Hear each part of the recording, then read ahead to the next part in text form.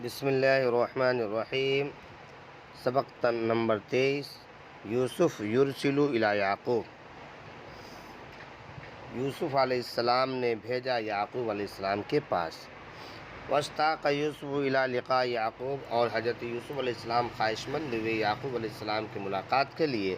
وکیف لا یشتاق الیہ، اور کیسے خواہش مند نہ ہوتے وقد طال الفراق، جبکہ جدائی لمبی ہو چکی تھی۔ ولماذا یصبر الآن وقد ظہر السر، اور اب کیوں صبر کرتے جبکہ راز ظاہر ہو گیا تھا۔ وکیف یطیب له الشراب والطعام، اور کیسے اچھا لگتا ان کو کھانا اور پانی۔ وابوہ لا یطیب له شراب ولا طعام ولا منام، کیونکہ ان کے والد صاحب کو نہ کھانا اچھا لگتا تھا، نہ پانی اور نہ سونا۔ قد انکشف السر، یقیناً راز کھل گیا۔ وقد ظہر السر، اور راز ظاہر ہو گیا۔ وقد اراد اللہ ان تقر عین یعقوب، اور اللہ تعالیٰ نے ارادہ کر لیا کہ حضرت یعقوب علیہ السلام کی آنکھ کو ٹھنڈا کرے۔